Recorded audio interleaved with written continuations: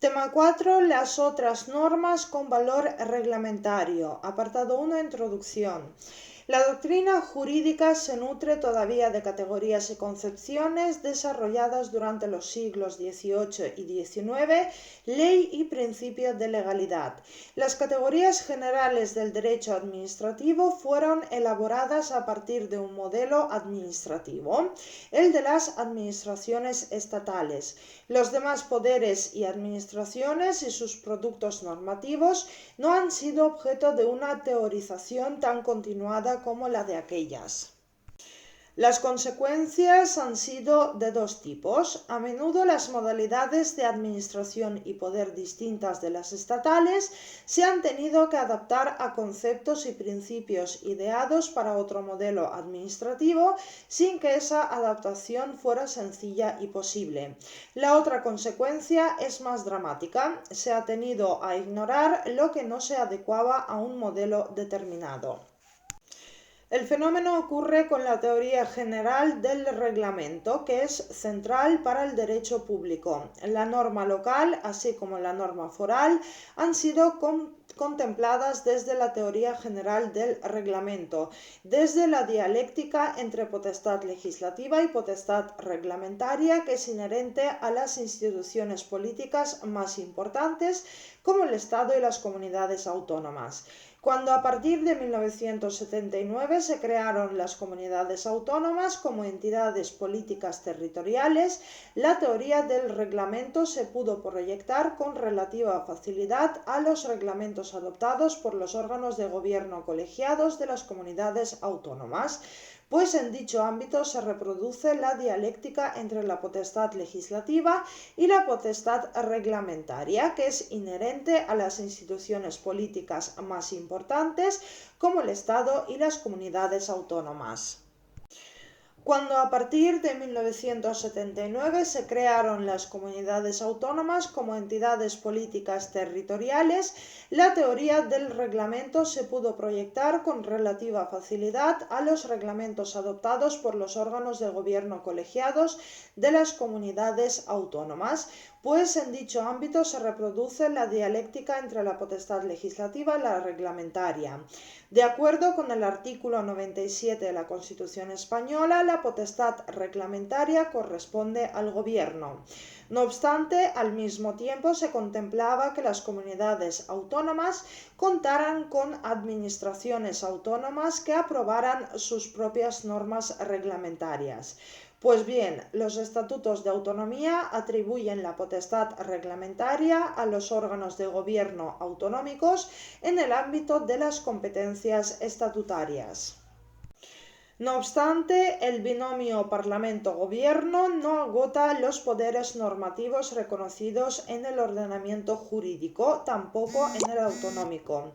Otras entidades públicas también dictan normas que no tienen rango de ley y que solo pueden tener valor reglamentario. Sin embargo, no se acomodan del todo al esquema ley-reglamento. Esas otras normas comparten con el reglamento aspectos importantes: el rango normativo reglamentario, el régimen de la invalidez y las modalidades de control, pero son distintos no solo el procedimiento de elaboración, sino también la función que desarrollan y su relación con la ley. Así, las normas locales y las normas forales no siempre desarrollan o ejecutan la ley, pues también pueden incorporar opciones propias. La norma local se dicta de acuerdo con la ley o sin oponerse a la ley, y la norma foral de acuerdo con la ley y en ocasiones en lugar de la ley, es decir, con sujeción directa a la Constitución y al Estatuto de Autonomía. La diferenciación entre la potestad legislativa y la reglamentaria tiene una justificación constitucional relacionada con la división de poderes estatales y se implementa en el seno de un mismo ordenamiento jurídico. En cambio, la autonomía local, foral y universitaria, o la independencia funcional que las leyes reconocen a ciertos entes obedece a una finalidad distinta: la distribución del poder en clave territorial o de administración, o bien su descentralización en clave instrumental, y su consecuencia es el establecimiento de ordenamientos propios desgajados de los subsistemas jurídicos estatal y autonómico dentro de la unidad del ordenamiento jurídico. Por ello, los conceptos desarrollados en el ámbito estatal, como la contraposición entre el reglamento ejecutivo y el independiente, no tiene por qué ser determinantes en un ámbito normativo distinto. Una parte significativa de la doctrina académica ha sido contraria a la aceptación de la categoría del reglamento independiente. Como consecuencia, el reglamento ejecutivo propio de las administraciones burocráticas fue tomado como el modelo a seguir por la norma local. La norma local tiene más dificultad de adaptarse al modelo estatal si el paradigma de reglamento que se postula para dicho modelo es el ejecutivo, más aún si se interpreta en sentido restringido, como instrumento de ejecución y complemento indispensable de la ley. Mostrar las insuficiencias del esquema teórico recibido es más sencillo que elaborar uno nuevo que lo reemplace. Un nuevo esquema tiene que cumplir las necesidades actuales y a la vez adecuarse a la Constitución, y debe tener en cuenta debidamente tanto el tradicional reglamento dictado por los órganos de gobierno de las entidades políticas superiores, como la ordenanza local, la norma foral, los estatutos de las universidades públicas y de los colegios profesionales, y las normas de las autoridades administrativas independientes. La expresión norma con valor reglamentario puede designar el concepto genérico, pues todas ellas no pueden ser calificadas sin matices como administrativas, que podría ser la alternativa, y todas comparten la carencia de rango legal. Dentro de la categoría general se pueden distinguir diversas modalidades: los reglamentos y demás disposiciones administrativas, las ordenanzas y demás disposiciones locales, las normas forales y demás disposiciones forales, los estatutos y demás disposiciones de carácter general emanadas de las corporaciones de derecho público, desde la doble perspectiva: la potestad normativa ejercida en cada caso y su relación con la ley. Apartado 2. Las ordenanzas locales. Subapartado 1. La potestad normativa local, fundamento y ejercicio. El fundamento de la potestad normativa local es la autonomía local que la Constitución reconoce a los municipios, provincias e islas de los archipiélagos para la gestión de sus respectivos intereses. Así lo corrobora la Ley de Bases de Régimen Local. Los municipios, las provincias y las islas de los archipiélagos canario y balear tienen potestad normativa en el ámbito de sus competencias.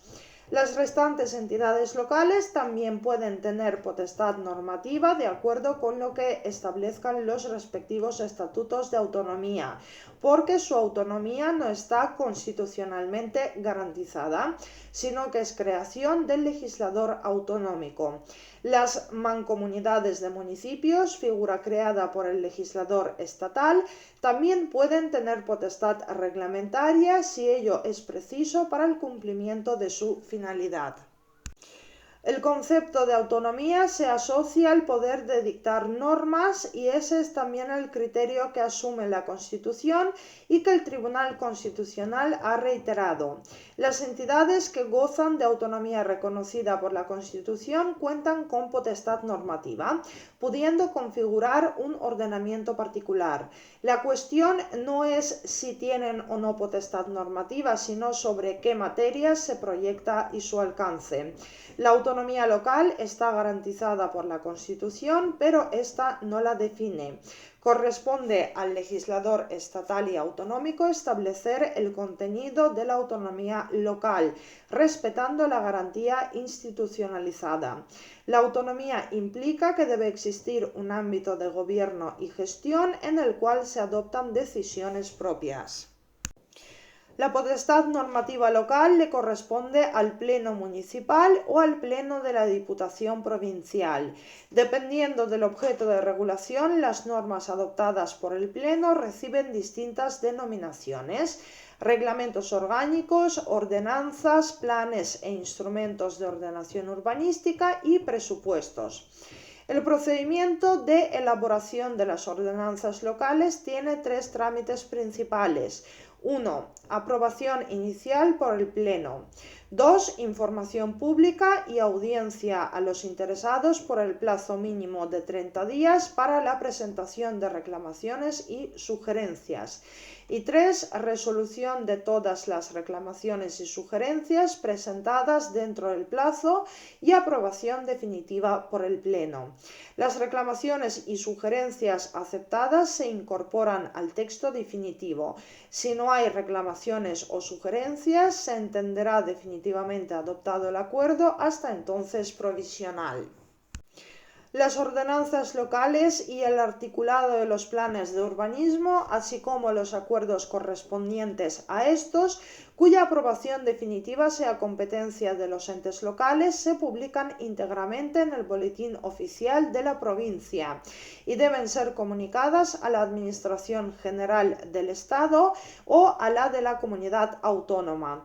Su entrada en vigor no se produce con la mera publicación, sino a los 15 días hábiles a partir de que la administración competente haya recibido su comunicación. En cambio, los presupuestos y las ordenanzas fiscales entran en vigor de acuerdo con la Ley de Haciendas Locales.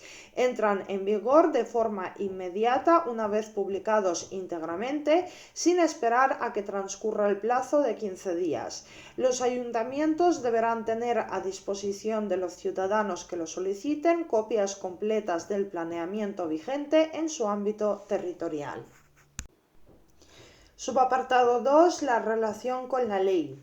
El constituyente no predeterminó el contenido concreto de la autonomía local, por lo que el legislador podrá ejercer en uno u otro sentido su libertad inicial de configuración. El legislador estatal y autonómico puede concretar con amplia libertad el contenido de la autonomía local. Para ello puede utilizar dos vías que son complementarias: regular el alcance general de la autonomía local mediante la legislación de régimen local y regular el alcance específico de las competencias locales mediante la legislación sectorial. El legislador tiene que respetar la autonomía local constitucionalmente garantizada, de la misma forma que el legislador tiene que respetar el contenido esencial de los derechos fundamentales cuando regula su ejercicio. La diferencia con la regulación legal de los derechos fundamentales es doble. Por un lado, la entera regulación de la autonomía local está confiada al legislador, mientras que el texto constitucional contiene determinaciones y limitaciones sobre los derechos fundamentales que el legislador no puede soslayar.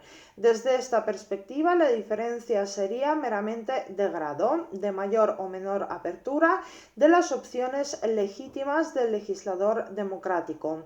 La autonomía local no tiene un contenido constitucional definido más allá de la idea de que debe haber un ámbito de decisión reservado a la decisión local. Por otro lado, la intervención del legislador es imprescindible con respecto a la autonomía local, mientras que la intervención del legislador no es necesaria para todos los derechos fundamentales reconocidos en la Constitución, pues algunos surten efectos de forma directa.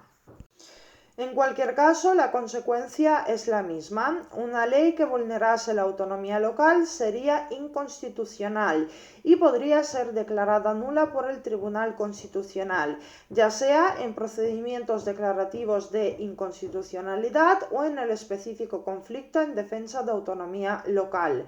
La ley constituye un límite para la norma local, pero existe el riesgo de no comprender correctamente la relación entre una y otra. A la ley le corresponde definir el contenido posible de la norma local y la norma local no puede infringir lo previsto en la ley. Según el artículo 55 del texto refundido del régimen local, en ningún caso las ordenanzas y reglamentos locales contendrán preceptos opuestos a las leyes. Esa determinación ha provocado distintas interpretaciones. Algunos autores y el Tribunal Supremo consideran que de esta forma se avala algo que ahí no se dice de forma explícita, la vinculación negativa de las normas locales respecto a la ley, es decir, que la ley constituya para las normas locales un límite, pero no un techo cerrado, con la consecuencia de que en lo no regulado se abre un amplio campo de configuración para la norma local, en el ámbito de competencias atribuido al ente local. No obstante, la idea de vinculación negativa es confusa con relación a los poderes públicos. Sugiere lo que realmente implica. Las entidades locales no actúan nunca en un ámbito desprovisto de ley, sino en un ámbito delimitado por el conjunto de leyes, con una delimitación que podrá ser más intensa o flexible según los casos. Las entidades locales podrán transitar con mayor o menor autonomía por el espacio delimitado por las leyes, pero es difícil concebir que haya espacio plenamente extensos. Puede haber espacios a los que la ley llegue más débilmente en el plano sustantivo, pero siempre existirán determinaciones competenciales, procedimentales, fundamentales, organizativas y presupuestarias. Las entidades locales sirven con objetividad los intereses públicos que les están encomendados y actúan de acuerdo con los principios de eficacia, descentralización, desconcentración y coordinación, con sometimiento pleno a la ley y al derecho. La ley es el límite de la norma local, pero nada más. El fundamento de la norma local no es la ley, sino el reconocimiento constitucional de la autonomía local. La ley configura el contenido de la autonomía local, pero eso no significa que la función de la norma local sea ejecutar la regulación legal o sus mandatos normativos, sino, de acuerdo con la ley, en el espacio definido por esta, expresar una capacidad de ordenación e intervención sobre los vecinos y los individuos que se encuentran sobre su territorio, que no está subordinada a otro poder o institución. No es una capacidad ilimitada, es una capacidad circunscrita a la gestión de sus respectivos intereses. Por tanto, la potestad normativa local está limitada, pero no es una potestad de mera ejecución de la ley. La finalidad de la norma local no es proporcionar a la ley un complemento normativo ni colaborar con ella. Establece una forma de intervención en el ámbito de sus intereses. Si la ley regulara con exhaustividad el que debe ser el contenido de la norma local, dejando poco o nulo espacio para la decisión local sin haber una justificación razonable para ello, por ejemplo, existencia de intereses supramunicipales, podría haber una vulneración de la autonomía local. En definitiva, la norma local expresa la capacidad de la comunidad local para organizarse a sí misma y para gestionar y ordenar sus propios intereses. No constituye un reglamento ejecutivo de la ley para el ámbito local propio, pero esto no debe conducir a concluir que constituye un reglamento independiente. La contraposición entre reglamento ejecutivo e independiente no tiene sentido más que con respecto a las disposiciones reglamentarias que elabora el Gobierno. El artículo 25 de la Ley de Bases del Régimen Local establece las competencias propias de los entes locales. No obstante, el ajuste fino de esas competencias se encuentra en la legislación sectorial.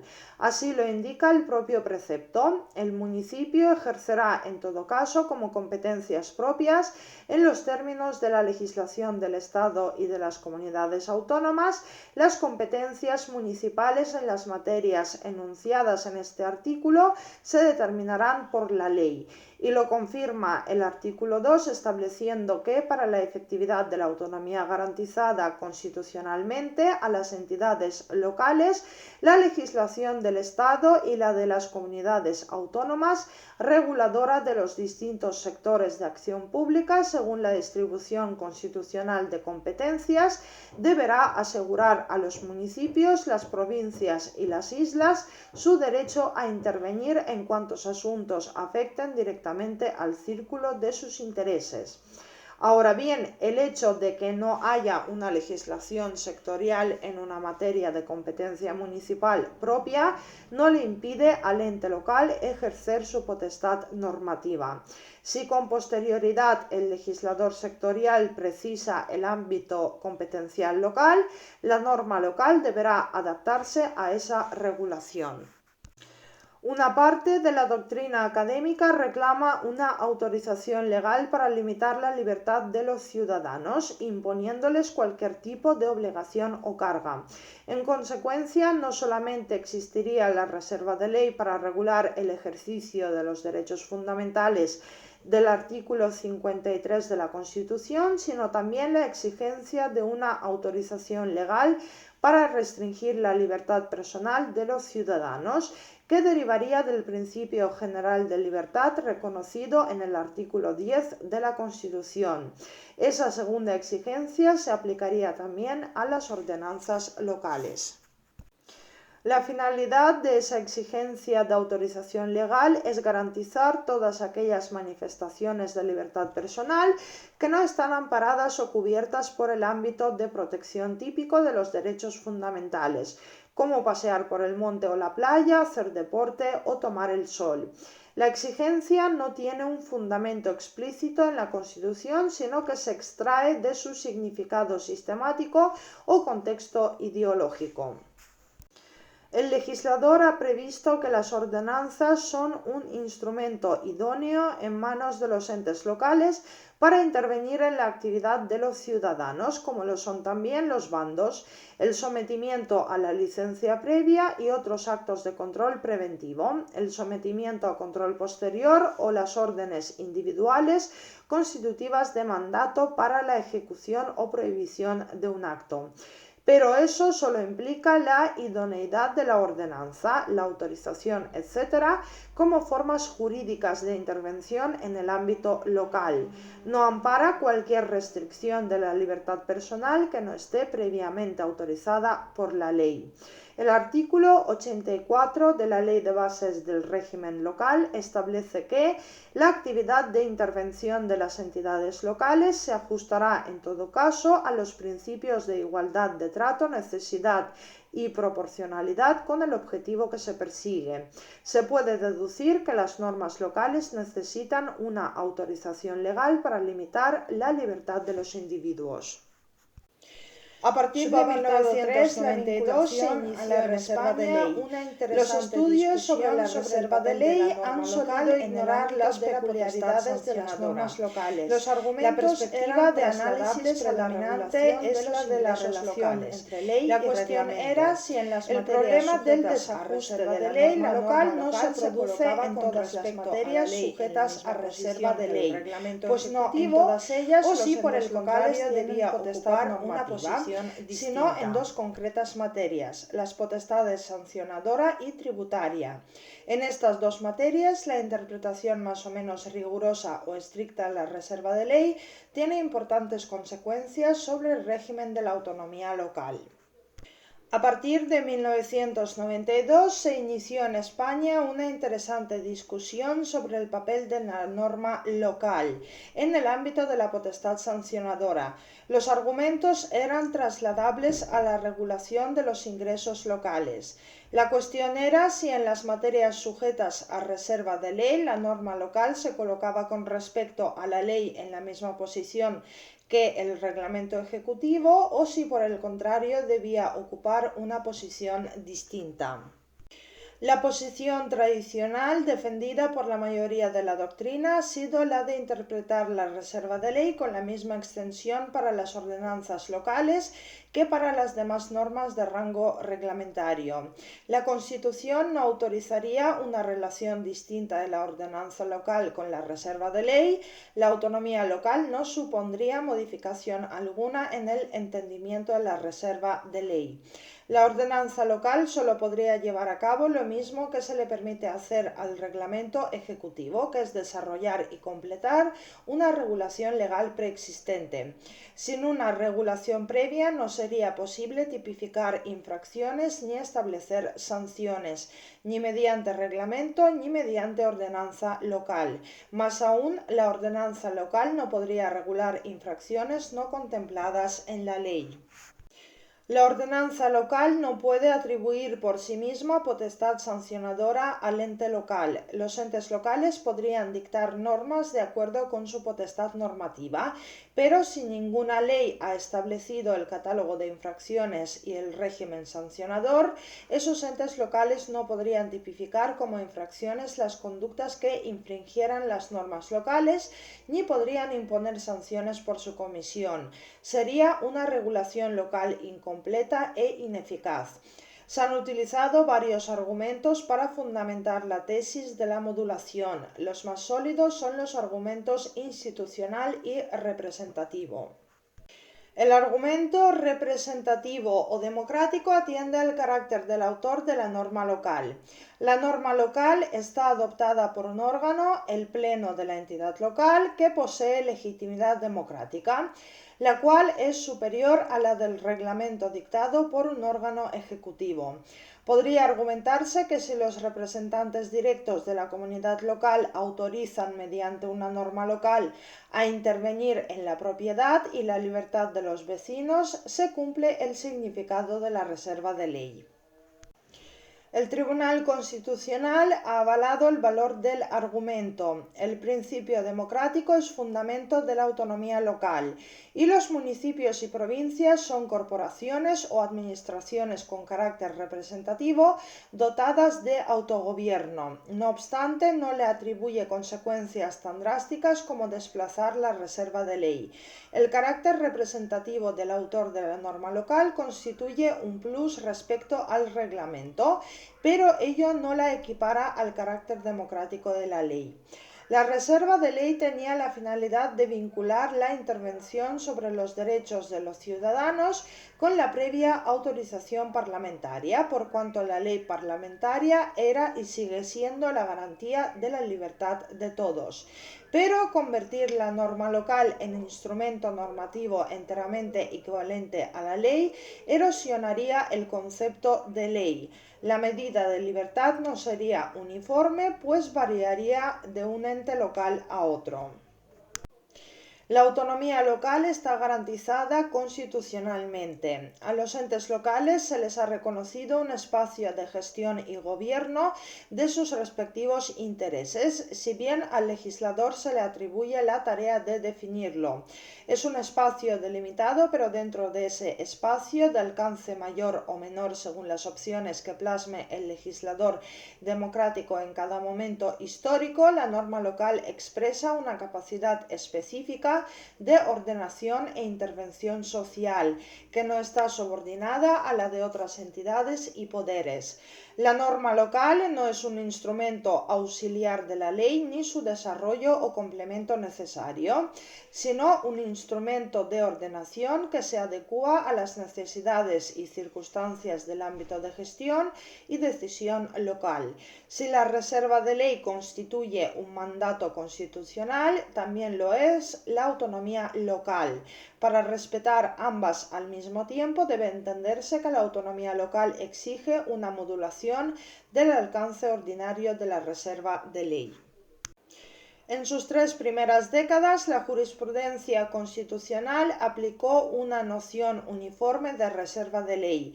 En la sentencia del Tribunal Constitucional 233/1999, el tribunal introdujo una concepción flexible de la reserva de ley en relación con las tasas y los precios públicos locales y por ende admitió un amplio ámbito de regulación para las ordenanzas dictadas por los ayuntamientos.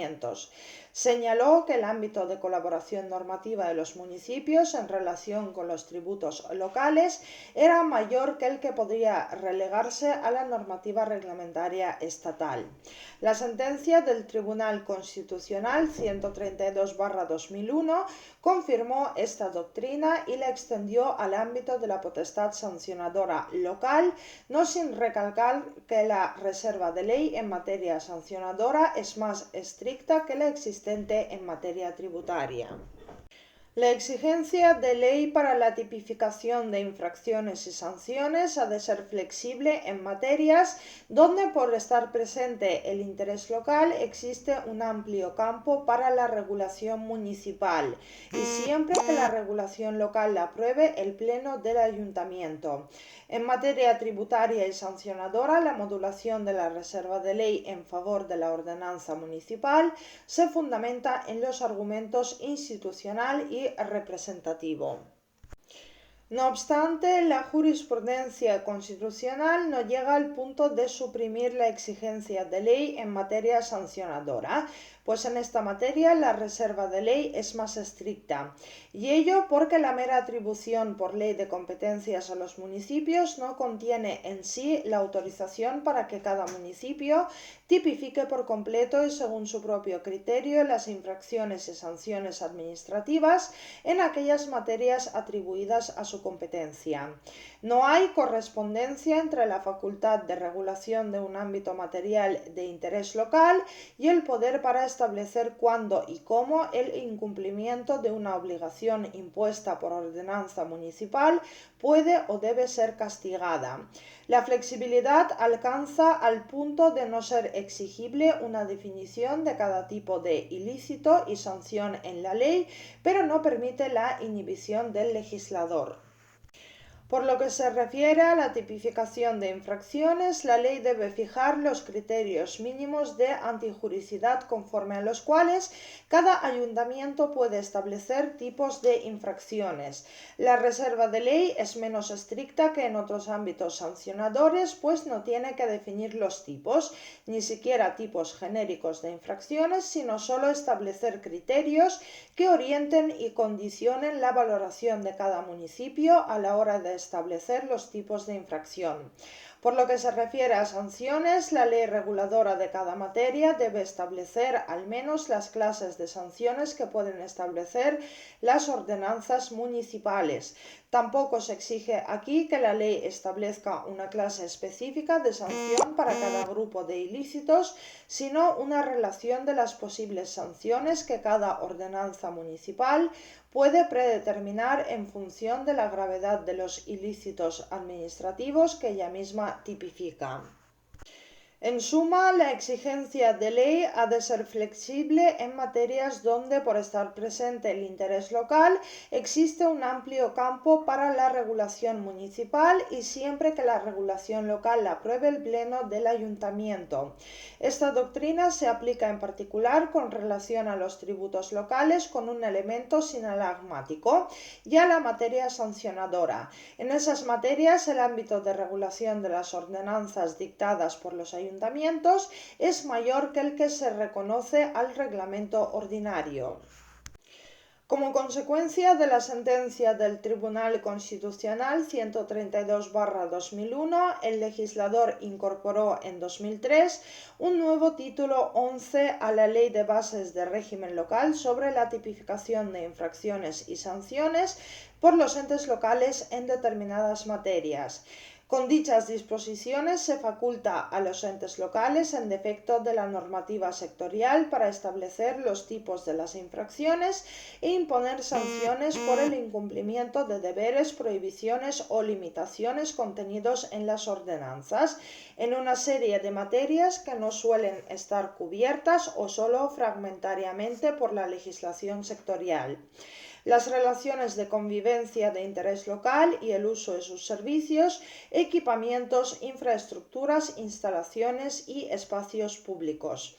En esa tipificación se deberán tener en cuenta los criterios establecidos en el artículo 140 y se deberán respetar los límites económicos definidos en el artículo 141. Esto es, la cuantía máxima de la sanción local por una infracción muy grave en tales materias es de 3.000 euros. La Ley de Bases del Régimen Local reconoce un espacio de regulación sobre conductas antisociales muy sensibles para el interés local, pero que raramente ocupan al legislador sectorial, tanto estatal como autonómico.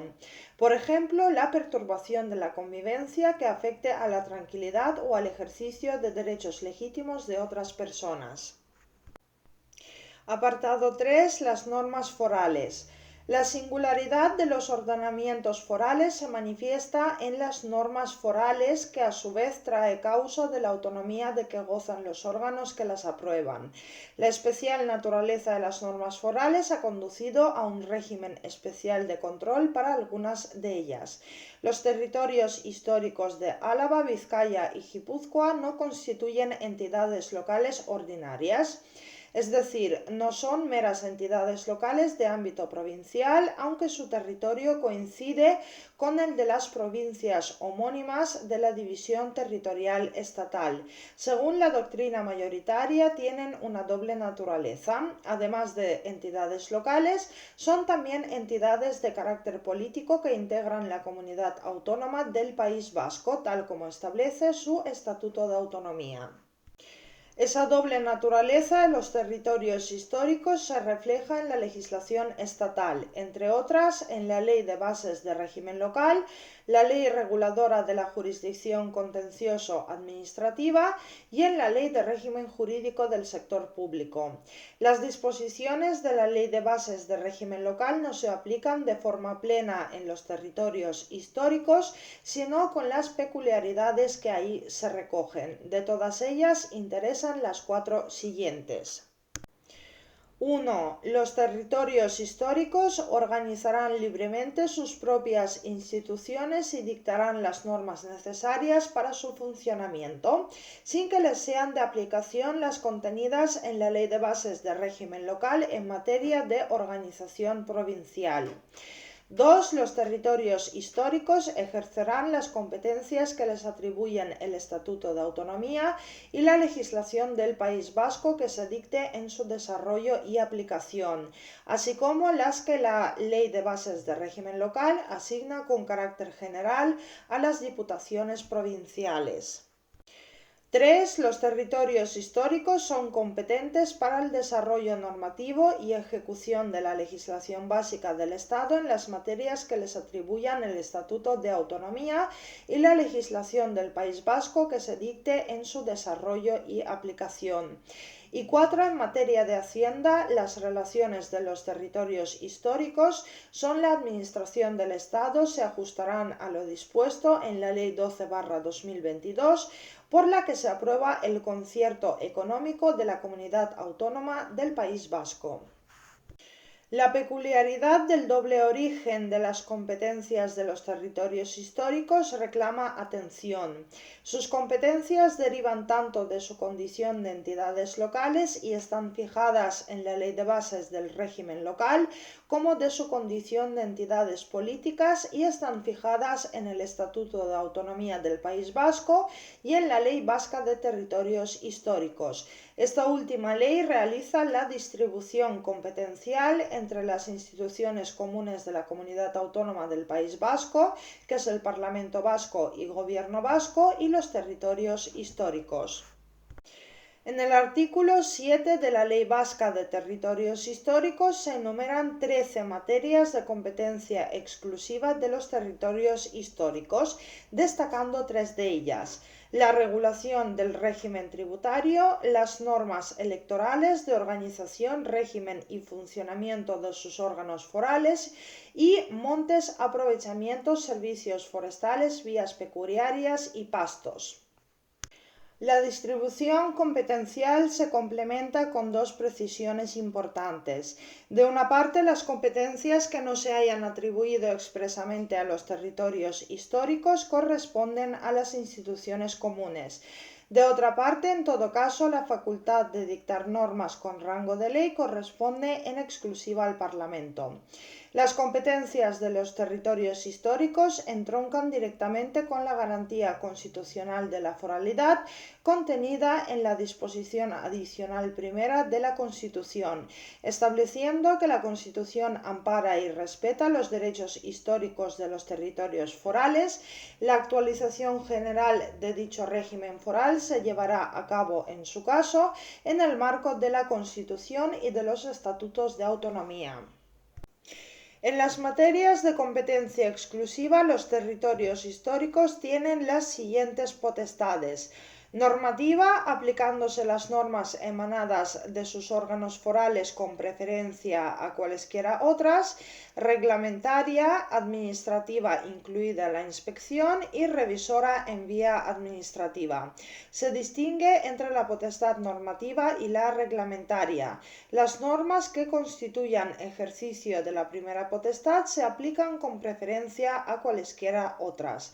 De acuerdo con la tradición histórica, las instituciones y órganos forales de los territorios históricos son las Juntas Generales y la Diputación Foral. La organización interna y la estructura de los ordenamientos jurídicos de los 3 territorios históricos son similares. Los ordenamientos forales definen a las Juntas Generales como órganos máximos de representación y participación popular del territorio histórico, que ejercen la potestad normativa, eligen al Diputado General, que es el presidente de la Diputación Foral, aprueban los presupuestos a propuesta de la Diputación y controlan la acción de ésta, y a las Diputaciones Forales como órgano colegiado que en la esfera de sus competencias asume el gobierno y administración del territorio histórico, correspondiéndole la función ejecutiva, la potestad reglamentaria y la iniciativa normativa.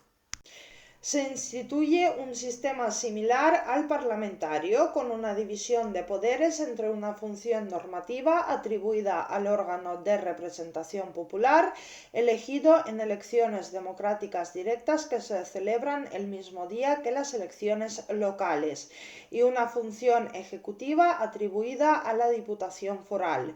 Los miembros de las Juntas Generales se denominan apoderados en Vizcaya y procuradores en Álava y Guipúzcoa. La Diputación Foral de cada territorio histórico tiene su propia normativa reguladora. En el sistema de fuentes foral se diferencian los siguientes instrumentos normativos. A. En el escalón superior están las normas forales. Expresan el ejercicio de la potestad normativa atribuida a las Juntas Generales. Constituyen disposiciones de alcance general. Desde la perspectiva de la jerarquía normativa se sitúan por encima de los decretos forales de la Diputación Foral o del Diputado General. Se publican en el Boletín Oficial del Territorio Histórico o bien en el Boletín del País Vasco. B. Los decretos forales normativos. Salvo en determinadas materias, las Juntas Generales pueden delegar en la Diputación Foral el ejercicio de la potestad normativa para que elaboren textos articulados mediante norma foral de bases o refundidos mediante una norma foral ordinaria. Los textos articulados o refundidos se aprueban mediante un decreto foral normativo. Los decretos forales normativos tienen el mismo rango que las normas forales, a las que pueden modificar y derogar. Los requisitos de la delegación normativa son similares a los que rigen en el ordenamiento estatal o en los ordenamientos autonómicos. Igualmente pueden preverse controles posteriores de las Juntas Generales sobre el ejercicio de la delegación. C. Los decretos forales normativos en materia tributaria y por razón de urgencia. Además de los supuestos de delegación normativa, las diputaciones forales pueden dictar decretos forales normativos en materia tributaria en el supuesto de que su objeto sea exclusivamente la adaptación de la legislación del territorio histórico, cuando conforme con el concierto económico deban regir en dicho territorio histórico las mismas normas sustantivas y formales que en el territorio de régimen común. Asimismo, la Diputación Foral, a propuesta del diputado foral del Departamento de Hacienda y Finanzas, podrá dictar decretos forales normativos por razones de urgencia y siempre que convenga establecer o adaptar normas tributarias. De la aprobación de estos últimos decretos forales normativos se dará cuenta a las Juntas Generales para su posterior ratificación. D. Los decretos forales. Estos expresan el ejercicio de la potestad reglamentaria atribuida a la Diputación Foral. Su autoría corresponde al Consejo de Diputados de la Diputación Foral y sirven para desarrollar las normas forales y las leyes estatales y autonómicas, así como para aprobar las disposiciones de organización interna. Los decretos forales del Diputado General. En Guipúzcoa estos decretos forales están equiparados a los de la Diputación Foral, mientras que en Vizcaya están por debajo. Y por último, F. Las órdenes forales. Las adoptan los diputados forales que constituyen los titulares de los departamentos en los que se organiza la administración pública foral. Subapartado 2. La naturaleza de las normas forales. Todas las disposiciones forales de carácter general fueron inicialmente asimiladas al reglamento ordinario. Con el tiempo fueron emergiendo los matices y finalmente su régimen jurídico se adoptó también a su especial naturaleza. Desde un punto de vista formal, las disposiciones que integran el ordenamiento foral son todas ellas disposiciones de rango reglamentario, pues no tienen rango legal. El único órgano con potestad legislativa en la Comunidad Autónoma del País Vasco es el Parlamento Vasco. En consecuencia, su control debe corresponder a la jurisdicción contencioso-administrativa, salvo excepciones. Ahora bien, todas ellas no se pueden asimilar enteramente a los reglamentos de régimen ordinario. Las normas forales provienen de las Juntas Generales, que es un órgano de representación popular elegido de forma directa por los ciudadanos del territorio histórico. Además, no siempre se subordinan a una ley específica, como es el caso de todo reglamento. Hay un listado de 13 competencias exclusivas de los territorios históricos, 5 de ellas establecidas por el propio Estatuto de Autonomía. En estas materias, las normas forales se relacionan directamente con la Constitución y el Estatuto de Autonomía. En materia tributaria, existirán leyes estatales y autonómicas que encuadren las posibilidades materiales de configuración abiertas a la potestad normativa foral, pero en otros ámbitos como el de la autoorganización no existirá tal constreñimiento. Las normas forales adoptadas en materias exclusivas se aplican con preferencia a cualesquiera otras, pues representan zonas de poder exentas de ley de parlamento por tratarse de materias de competencia exclusiva. Así, en los territorios históricos, la mayoría de los tributos se establecen y se recaudan por las haciendas forales a partir de las normas forales que sobre estos tributos han aprobado las Juntas Generales.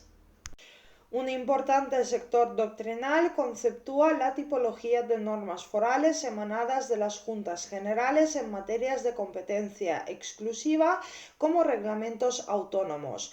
De hecho, sería el único supuesto de reglamento autónomo existente o reconocido en el ordenamiento español, o al menos uno de los candidatos, junto a las circulares del Banco de España, por cuanto la Constitución no ha establecido una reserva de reglamentos, que es lo que subyace a la categoría de reglamento autónomo. Estas son las características del reglamento autónomo. 1. La atribución de la regulación de una materia dada a una disposición de rango reglamentario. 2. La falta de subordinación jerárquica a la ley alguna de las disposiciones de rango reglamentario que se adopte en esa materia. Y 3. La imposibilidad de que una ley posterior pueda modificar o derogar lo que establezca esa disposición de rango reglamentario. El establecimiento de una reserva de reglamento produce una doble exclusión, la de la categoría paralela de la reserva de ley y la del principio de primacía de la ley. En cambio, la categoría del reglamento independiente solo presupone la primera exclusión, pero no la segunda. No obstante, el Tribunal Constitucional sitúa la naturaleza de las normas forales fiscales en una especie de limbo jurídico. Pese a afirmar su naturaleza singular, descarta al mismo tiempo que sean tanto reglamentos ejecutivos como reglamentos autónomos. Como consecuencia, no queda claro en qué consiste su singularidad. En cualquier caso, la razón para negar carácter autónomo a las normas forales fiscales se fundamenta en una circunstancia que solo a ellas concierne: la pretendida subordinación a las leyes estatales reguladoras del correspondiente tributo. Por tanto, no debería haber obstáculo para reconocer naturaleza de reglamentos autónomos a las normas forales adoptadas por las Juntas Generales en el ámbito de las 12 restantes competencias exclusivas de los territorios históricos, pues en su ámbito material carecen de leyes que pudieran considerarse de cobertura u ordenadoras y se sujetan directamente a la Constitución y al Estatuto de Autonomía. Fuera de las materias exclusivas, las normas forales y todas las demás disposiciones forales perderían las características de los reglamentos autónomos, incluso aunque ejerzan la función de desarrollar la legislación básica estatal. La capacidad de enlazar directamente con la Constitución tiene implicaciones en el ámbito de la reserva de ley. Los territorios históricos tienen competencias exclusivas en materias reservadas a la ley. Por ejemplo, pueden establecer y regular el régimen tributario dentro de su territorio mediante normas forales. Sin embargo, de acuerdo con el artículo 133 de la Constitución española, la potestad originaria para establecer tributos corresponde exclusivamente al Estado mediante ley. Subapartado 3. El control de las normas forales. Las normas forales dictadas en materia de competencia exclusiva de los territorios históricos están dotadas de legitimidad democrática directa y cuentan con un respaldo constitucional directo, de forma similar que las ordenanzas locales. Además, desarrollan una función cuasi legislativa que no es común a ningún otro tipo de norma, en la medida en que dentro de su territorio sustituyen a enteras leyes estatales que se aplican al resto de territorios del Estado o a enteras leyes autonómicas como las que se aplican en otras comunidades autónomas. Las normas forales que regulan los distintos tributos cumplen el mismo papel que las leyes estatales o navarras homónimas. Navarra es también un territorio foral que también goza de derechos históricos en virtud de la Constitución, pero al constituirse en comunidad autónoma uniprovincial, su parlamento foral establece mediante ley el régimen tributario. Debido a su rango reglamentario, la impugnación en la vía contencioso-administrativa de las normas forales fiscales emanadas de órganos de representación popular quedaba al alcance de cualquier persona física o jurídica, incluso y a menudo con residencia en territorios limítrofes, con la perturbación que una litigación excesiva, largos procesos judiciales y fallos contradictorios acarreaba a sistemas tributarios que necesitan estabilidad y certeza. En cambio, las leyes tributarias estatales y navarras no podían ser impugnadas por particular alguno. Eran posibles dos soluciones: reconocer rango de ley a las normas forales o bien residenciar su control en el Tribunal Constitucional, extrayéndolo de la jurisdicción contencioso-administrativa. La segunda solución proporciona la ventaja que ofrece la primera, sin la dificultad constitucional propia de tener que reconocer nuevas fuentes de potestad legislativa. Fue la vía que siguió el legislador en el año 2010.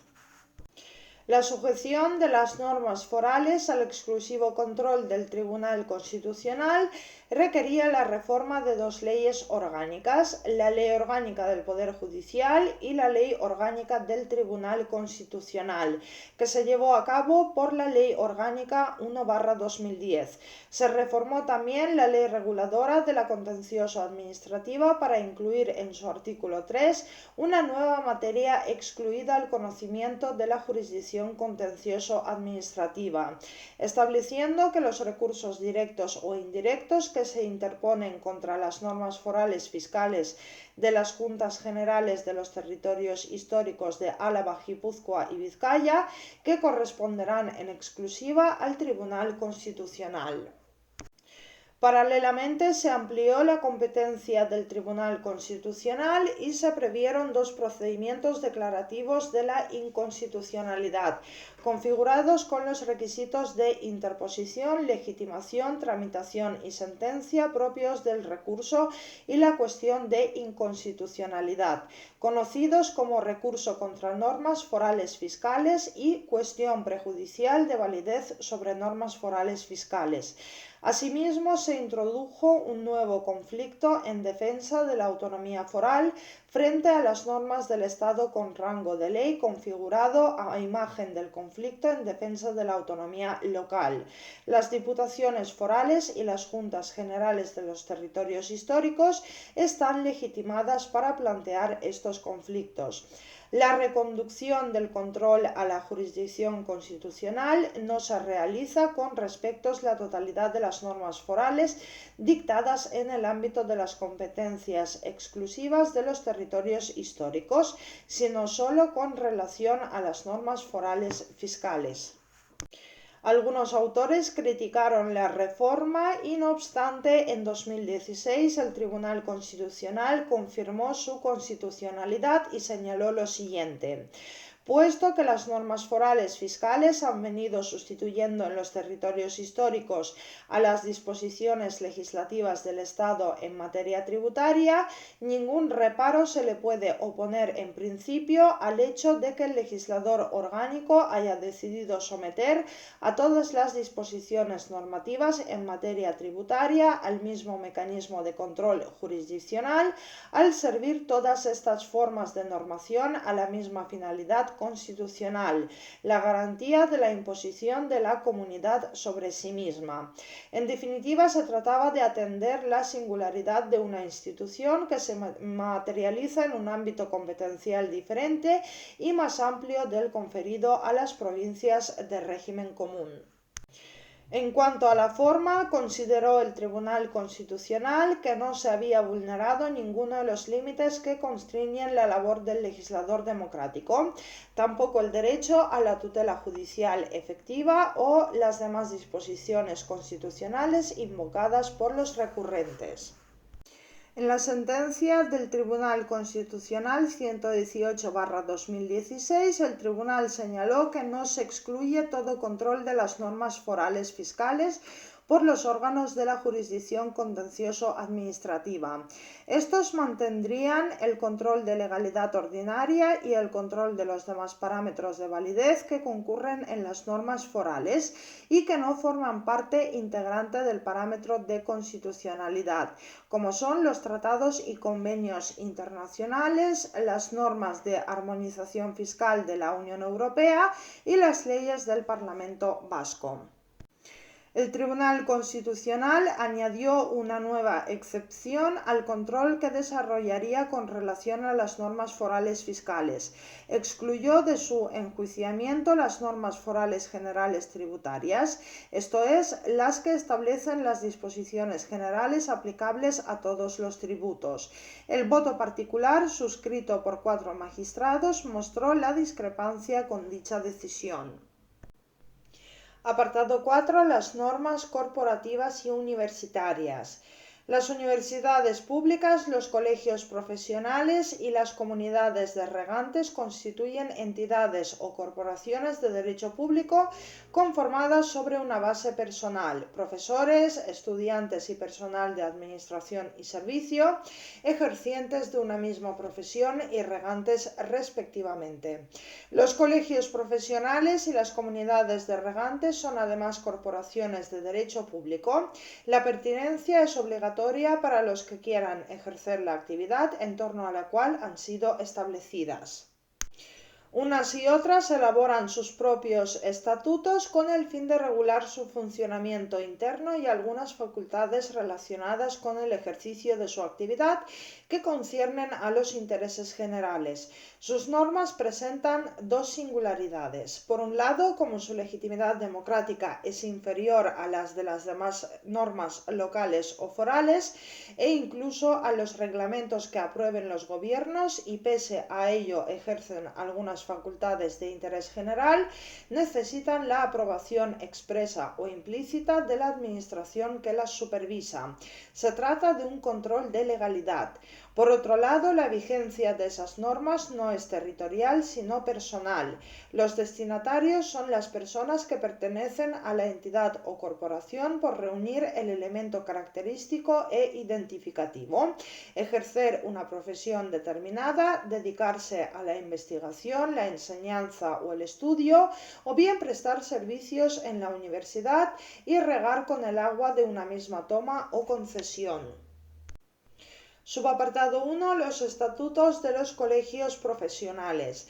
Los colegios profesionales son corporaciones de derecho público amparadas por la Constitución, con personalidad jurídica propia y plena capacidad para el cumplimiento de sus fines. Su ley reguladora es la Ley 2/1974 sobre colegios profesionales. Sin perjuicio de las leyes que regulen la profesión de que se trate, los colegios profesionales se rigen por sus estatutos y por los reglamentos de régimen interior.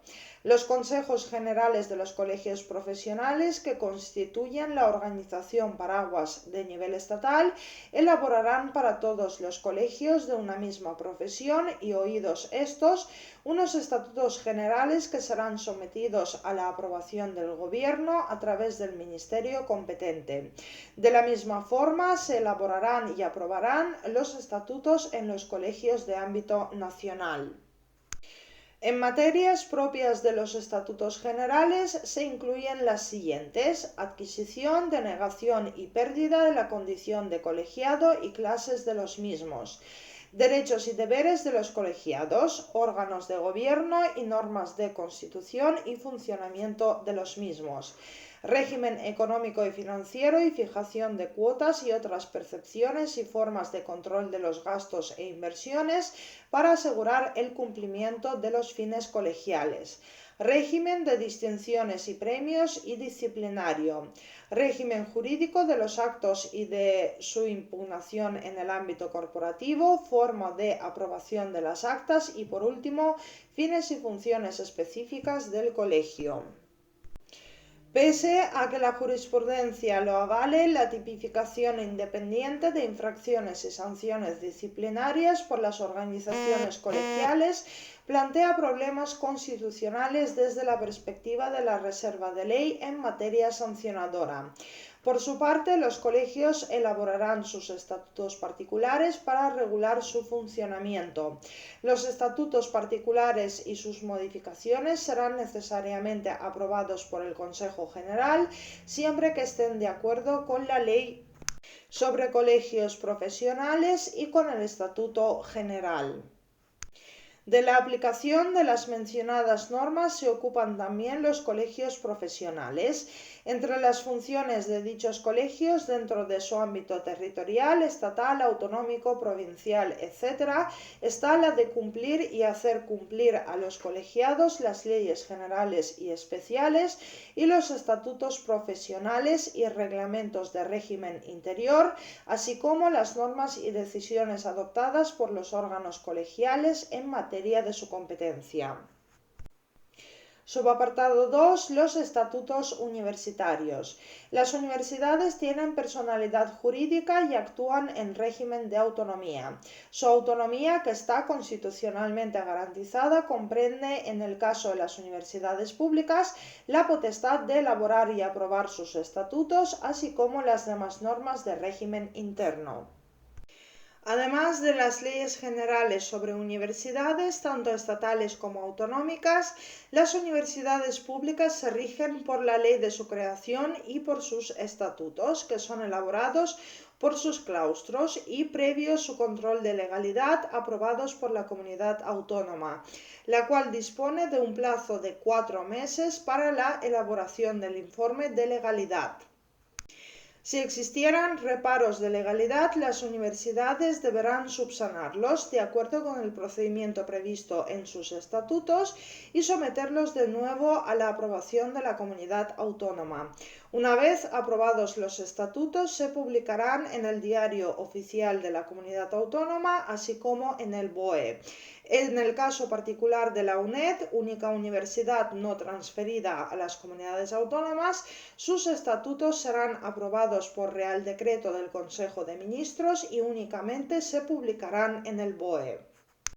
El abanico de cuestiones que abordan los estatutos universitarios es amplísimo, entre otras órganos de gobierno y representación, incluyendo tanto los órganos elegidos por la Ley Orgánica del Sistema Universitario como cualesquiera otras estructuras de apoyo, el Defensor Universitario, el Consejo de Estudiantes, las normas electorales, los derechos y deberes de los estudiantes, la representación de los estudiantes en los órganos de gobierno y representación de la universidad, las normas de acceso a plazos de los cuerpos docentes universitarios, el régimen del personal funcionario de administración y servicios, las cuestiones financieras y presupuestarias o el funcionamiento de los colegios mayores o residencias. Subapartado 3. Los estatutos de las comunidades de regantes. Las comunidades de regantes están reguladas en el texto refundido de la Ley de Aguas, aprobado por el Real Decreto Legislativo 1/2001. Los usuarios del agua y otros bienes del dominio público hidráulico de una misma toma o concesión deben constituirse en comunidades de usuarios. Cuando el destino dado a las aguas fuese principalmente el riego, se denominarán comunidades de regantes. En otro caso, las comunidades recibirán el calificativo que caracterice el destino del aprovechamiento colectivo. Los estatutos u ordenanzas se redactan y aprueban por los propios usuarios y deben ser sometidos para su aprobación administrativa al organismo de cuenca o confederación hidrográfica correspondiente. Se trata de un organismo autónomo que administra y controla el dominio público hidráulico y los aprovechamientos de interés general en una cuenca hidrográfica que excede el ámbito territorial de una comunidad autónoma. Los estatutos u ordenanzas regulan la organización de las comunidades de usuarios, así como la explotación en régimen de autonomía interna de los bienes hidráulicos inherentes al aprovechamiento. El organismo de cuenca no podrá denegar la aprobación de los estatutos y ordenanzas ni introducir variantes en ellos sin previo dictamen del Consejo de Estado. Apartado 5. Las normas de las administraciones independientes. El artículo 97 de la Constitución española atribuye exclusivamente al Gobierno la potestad reglamentaria. No obstante, no es una respuesta definitiva, porque también la Constitución le atribuye la función ejecutiva al Gobierno en el mismo precepto, y nadie negará que también los órganos inferiores al Gobierno y otras entidades públicas territoriales o instrumentales pueden participar en la realización de actividades materialmente administrativas, o que sujetos privados pueden participar en funciones administrativas. La Constitución no atribuye potestad normativa a la administración independiente o sujeto privado alguno, con la excepción de los convenios vinculantes entre los representantes de los trabajadores y empresarios. Pero ello no resuelve la duda de si, pese al silencio de la Constitución, el legislador puede conferir potestad normativa a los sujetos mencionados, o de si el Gobierno puede ceder parte de su potestad reglamentaria originaria a otros sujetos o entidades. El Tribunal Constitucional ha señalado que la desconcentración de la potestad reglamentaria es posible formalmente y en muchas ocasiones necesaria desde la perspectiva del contenido de la norma, y ha rechazado el argumento según el cual la potestad reglamentaria corresponde exclusivamente al Gobierno, sin que ésta pueda a su vez conferir válidamente a otros órganos diferentes, toda vez que la potestad reglamentaria del Gobierno, por ser originaria, no excluye la posibilidad de delegaciones singulares. Según el Tribunal Constitucional, la desconcentración puede llevarse a cabo de dos formas: autorizando una eventual delegación del titular originario de la potestad, o bien atribuyendo directamente al órgano o la entidad que resulte idóneo para ejercer esa función. Lo cierto es que ni la Constitución, cuando fue elaborada, ni el Tribunal Constitucional podían prever el auge de las administraciones independientes, un fenómeno que ha sido fomentado también por el derecho de la Unión Europea. La especialidad técnica más la garantía de la independencia funcional suele ser la justificación que se ofrece para las relevantes funciones de las administraciones independientes, que puede incluir una potestad normativa de mayor o menor amplitud. Determinadas cuestiones de índole técnico se quieren mantener lejos de los políticos o de los gestores que respondan ante estos. En unos casos viene exigido por el derecho de la Unión, en otros es el legislador democrático el que posibilita esa fuga de potestad normativa hacia administraciones independientes. El legislador tiene como límite la prohibición de desfigurar el modelo de potestad reglamentaria diseñado por el constituyente, pero hasta llegar a la desfiguración del modelo tiene un amplio margen de configuración. La discusión moderna no estriba tanto en si el legislador puede o no atribuir funciones y poderes normativos en régimen de autonomía o independencia funcional a entidades públicas, como en conciliar esas atribuciones que parecen necesarias con los principios básicos del Estado constitucional: democracia, Estado de Derecho y rendición de cuentas. La legislación más reciente ha consolidado la figura de las autoridades administrativas independientes como subgrupo dentro de las entidades de derecho público. Según el artículo 109 de la Ley de Régimen Jurídico del Sector Público, tienen atribuidas funciones de regulación o supervisión de carácter externo sobre sectores económicos, actividades determinadas por requerir su desempeño de independencia funcional o una especial autonomía respecto de la Administración General del Estado, lo que deberá determinarse en una norma con rango de ley. Externamente se identificarán en su denominación mediante la indicación Autoridad Administrativa Independiente o su abreviatura AAI. Las leyes podrán habilitar directamente a las autoridades independientes u otros organismos que tengan atribuida esta potestad para aprobar normas en desarrollo o aplicación de las mismas, cuando la naturaleza de la materia así lo exija. Por tanto, la titularidad de potestad normativa es una atribución posible, pero no necesaria, de las autoridades administrativas independientes y otros organismos con independencia funcional. La independencia de algunas autoridades independientes ya no es consecuencia de una decisión del legislador español, sino del derecho de la Unión Europea. Este consagra la independencia de determinadas autoridades nacionales de regulación, no solo frente al Poder Ejecutivo, sino también frente al Poder Legislativo, que no puede reducir la facultad discrecional que el derecho de la Unión Europea les haya conferido. Algunos autores deducen de esa jurisprudencia europea la consagración de una reserva de administración que impera incluso frente a las Cortes Generales y que no contempla la Constitución española. No todas las administraciones independientes cuentan con la capacidad de crear normas. Algunas se limitan a formular recomendaciones, informes y opiniones, como por ejemplo el Consejo de Transparencia y Buen Gobierno y la Autoridad Independiente de Responsabilidad Fiscal. Punto 1. El Banco de España. El Banco de España es una entidad de derecho público con personalidad jurídica propia y plena capacidad pública y privada. En el desarrollo de su actividad y para el cumplimiento de sus fines, actúa con autonomía respecto a la Administración General del Estado, desempeñando sus funciones con arreglo a lo previsto en la Ley 13/1994 de Autonomía del Banco de España y en el resto del ordenamiento jurídico. Está sometido al ordenamiento jurídico privado, salvo que actúe en el ejercicio de las potestades administrativas conferidas por las leyes.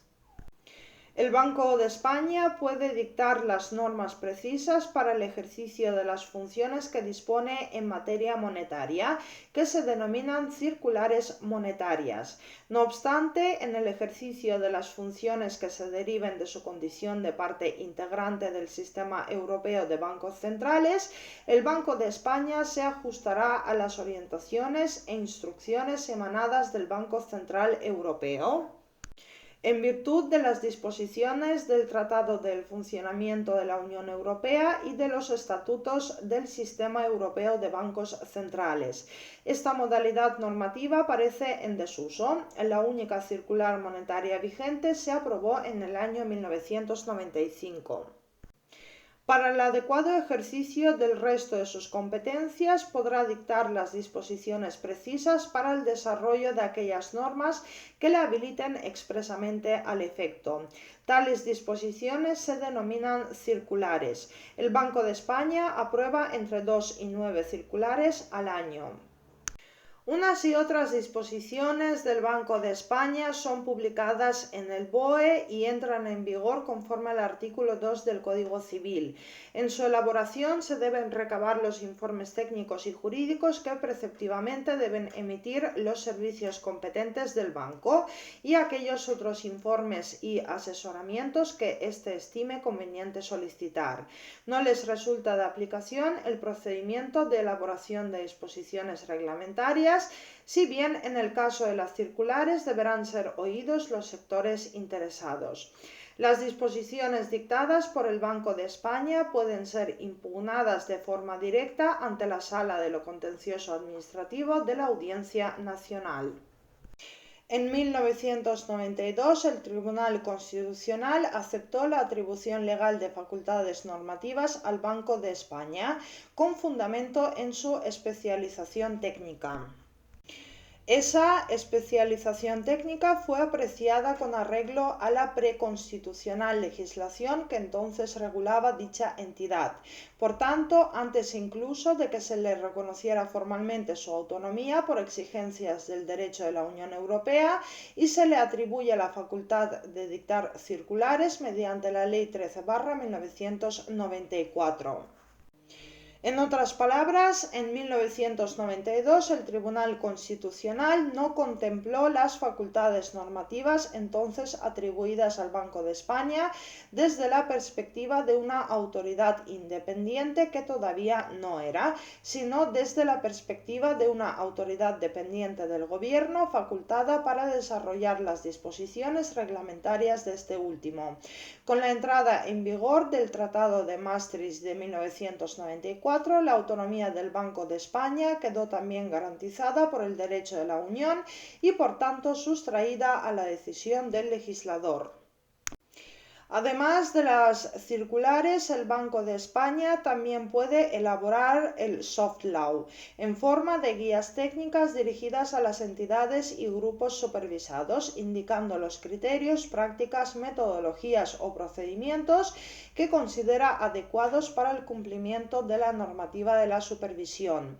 Dichas guías, que deberán hacerse públicas, podrán incluir los criterios que el Banco de España seguirá en el ejercicio de sus actividades de supervisión. El Banco de España podrá requerir a las entidades y grupos supervisados una explicación de los motivos por los que se hubieran separado de dichos criterios, prácticas, metodologías o procedimientos. El Banco de España puede hacer suyas y transmitir como tales a las entidades y grupos, así como desarrollar, complementar o adaptar las guías que sobre dichas cuestiones aprueben los organismos o comités internacionales activos en la regulación y supervisión bancarias. El Banco de España también puede adoptar normas internas que pueden ser de dos tipos: circulares internas y ordenanzas. No son normas reglamentarias con eficacia ad extra, sino que encajan en el concepto de instrucciones u órdenes de servicio con eficacia meramente interna. Punto 2. La Comisión Nacional del Mercado de Valores. La Comisión Nacional del Mercado de Valores es un ente de derecho público con personalidad jurídica propia y plena capacidad pública y privada, que se rige por la Ley 6/2023 de los mercados de valores y de los servicios de inversión y en las disposiciones que la complementan y desarrollan. Es el órgano competente en materia de supervisión e inspección de los mercados de valores y de la actividad de cuantas personas físicas y jurídicas se relacionan en el tráfico de los mismos, del ejercicio sobre ellas, de la potestad sancionadora y de las demás funciones que se le atribuyen en la ley. En el ejercicio de sus funciones públicas y en defecto de disposición específica, la Comisión Nacional del Mercado de Valores actúa con arreglo a la Ley de Procedimiento Administrativo Común y la Ley de Régimen Jurídico del Sector Público. En el ejercicio de sus funciones y para el cumplimiento de los fines que le han sido asignados, la Comisión Nacional del Mercado de Valores cuenta con autonomía orgánica y funcional, debiendo actuar en todo caso con plena independencia de las instituciones del Estado y de cualquier otra persona o entidad pública o privada. Ninguna institución del Estado ni ninguna otra entidad pública o privada tratarán de dar instrucciones o ejercer presión sobre los miembros del Consejo ni el personal de la Comisión Nacional del Mercado de Valores en el ejercicio de sus funciones. Ni el Consejo ni el personal de la Comisión podrán solicitar ni aceptar instrucciones de las instituciones del Estado ni de ninguna entidad pública o privada. El Gobierno y el Ministerio de Asuntos Económicos y Transformación Digital ejercerán respecto de la Comisión Nacional del Mercado de Valores las facultades que les atribuye su ley reguladora con estricto respeto a su ámbito de autonomía.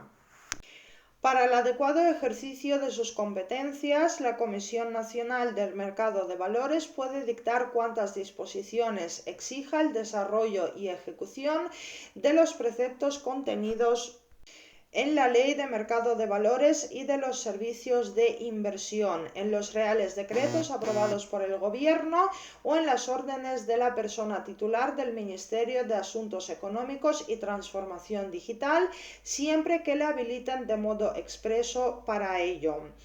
Esas disposiciones, que reciben el nombre de circulares, serán aprobadas por el Consejo de la Comisión Nacional del Mercado de Valores, no surtirán efectos hasta tanto sean publicadas en el BOE y entrarán en vigor conforme al artículo 2 del Código Civil. Las circulares son recurribles en vía contencioso-administrativa. En la elaboración de las circulares se recabarán los informes técnicos y jurídicos oportunos de los servicios competentes de la Comisión Nacional del Mercado de Valores. Se darán, en todo caso, trámite de consulta pública y trámite de audiencia a los sectores interesados en las mismas, y también se recabará informe preceptivo del Consejo de Estado. Además de las circulares y de su reglamento de régimen interno, la Comisión Nacional del Mercado de Valores también puede elaborar soft law en forma de guías técnicas dirigidas a las entidades y grupos supervisados, indicando los criterios, prácticas, metodologías o procedimientos que considera adecuados para el cumplimiento de la normativa que les resulte de aplicación.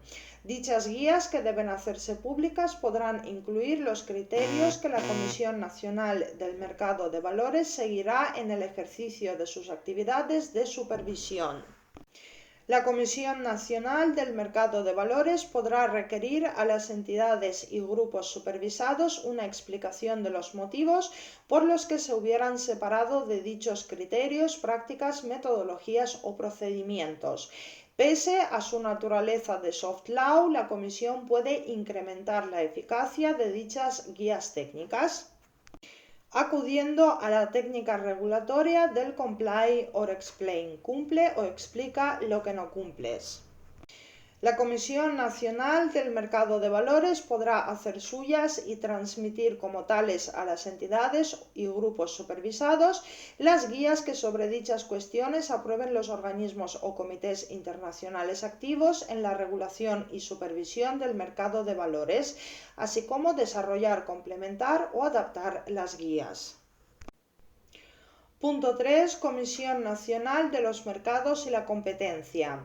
La Comisión Nacional de los Mercados y la Competencia es un ente de derecho público creada por la Ley 3/2013 que actúa en desarrollo de su actividad y para el cumplimiento de sus fines con autonomía orgánica y funcional y plena independencia del Gobierno, de las administraciones públicas y de los agentes del mercado. Ni el personal ni los miembros de los órganos de la Comisión Nacional de los Mercados y la Competencia pueden solicitar o aceptar instrucciones de ninguna entidad pública o privada. Tiene por objeto garantizar, preservar y promover el correcto funcionamiento, la transparencia y la existencia de una competencia efectiva en todos los mercados y sectores productivos, en beneficio de los consumidores y usuarios. La Comisión Nacional de los Mercados y la Competencia es el resultado de la fusión operada en 2013 entre varios organismos existentes con anterioridad. Esto es, Comisión Nacional de la Competencia, Comisión del Mercado de las Telecomunicaciones, Comisión Nacional de la Energía, Comisión Nacional del Sector Postal, Comité de Regulación Ferroviaria y Aeroportuaria.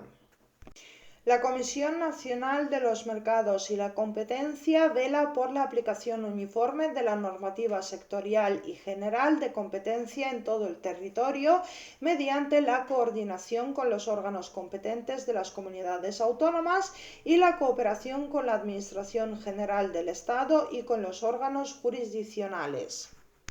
Al igual que el Banco de España, tiene también funciones europeas. Aplica en España los artículos 101 y 102 del Tratado de Funcionamiento de la Unión Europea y su derecho derivado, y adopta medidas y decisiones para aplicar los mecanismos de cooperación, asistencia mutua y asignación de expedientes con la Comisión Europea y otras autoridades nacionales de competencia de los Estados miembros previstos en la normativa europea. Europea.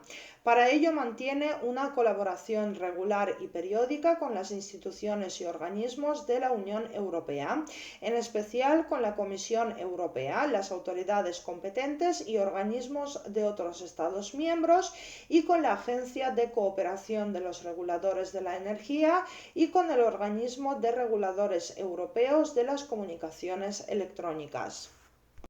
La Comisión Nacional de los Mercados y la Competencia puede dictar disposiciones de desarrollo y ejecución de las leyes, reales decretos y órdenes ministeriales que se aprueben en relación con los sectores sometidos a su supervisión cuando la habiliten expresamente para ello. Estas disposiciones adoptarán la forma de circulares y tendrán carácter vinculante para los sujetos afectados por su ámbito de aplicación una vez publicados en el BOE.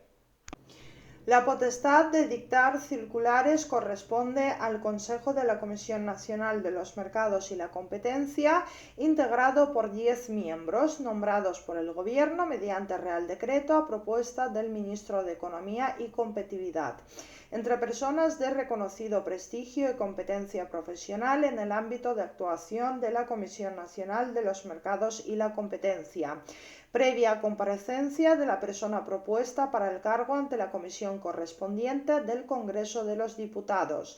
El mandato de los miembros del Consejo es de 6 años sin posibilidad de reelección.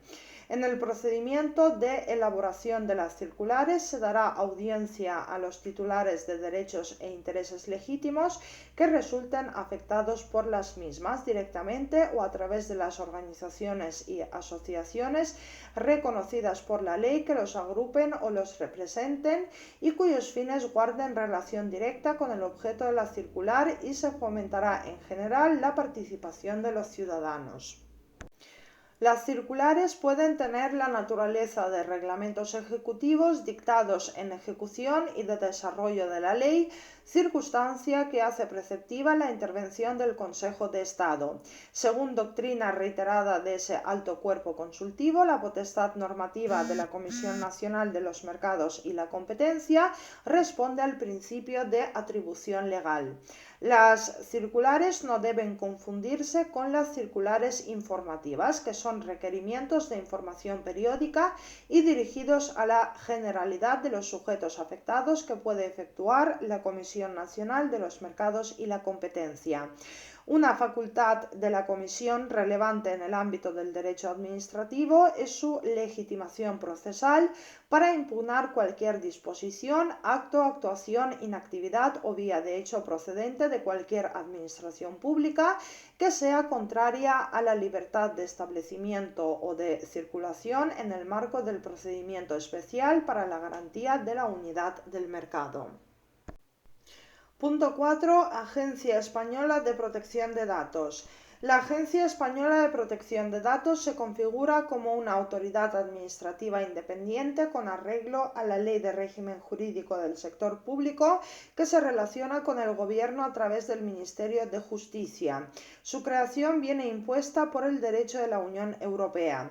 El titular de la potestad de regulación no es la autoridad administrativa independiente como tal, sino su presidencia, que cuenta con un mandato de 5 años, renovable por una sola vez. La presidencia de la agencia puede dictar disposiciones que fijen los criterios a que responderá la actuación de esta autoridad en la aplicación de lo dispuesto en el Reglamento General de Protección de Datos de la Unión Europea y en la Ley Orgánica de Protección de Datos Personales y Garantía de los Derechos Digitales, que se denomina circulares. Su elaboración se sujetará al procedimiento establecido en el Estatuto de la Agencia Española de Protección de Datos, que deberá prever los informes técnicos y jurídicos que fueren necesarios y la audiencia a los interesados. Las circulares serán obligatorias una vez publicadas en el BOE. El Estatuto de la Agencia será aprobado por el Gobierno mediante Real Decreto a propuesta de la Agencia. Además de las circulares, la presidencia de la agencia también puede dictar las directrices generales o específicas para un concreto responsable o encargado de los tratamientos precisos para asegurar la plena adaptación del sector o responsable al Reglamento de la Unión Europea 2016/779 y la Ley Orgánica de Protección de Datos Personales y Garantía de los Derechos Digitales. En la elaboración de dichas directrices, la presidencia de la Agencia Española de Protección de Datos puede solicitar la colaboración de los organismos de supervisión de los códigos de conducta y de resolución extrajudicial de conflictos, si los hubiere. Las directrices son de obligado cumplimiento para el sector o responsable al que se refieran.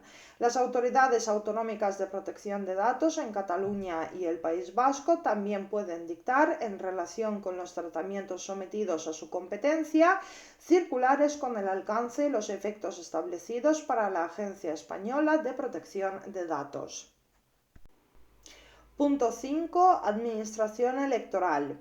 La administración electoral, que tiene por finalidad garantizar la transparencia y objetividad del proceso electoral y del principio de igualdad, se organiza en juntas electorales, central, provinciales, autonómicas y de zona, y en mesas electorales. La Junta Central, formada por 8 vocales de procedencia judicial, 8 magistrados del Tribunal Supremo y 5 de procedencia académico, catedráticos de Derecho, Ciencias Políticas o Sociología.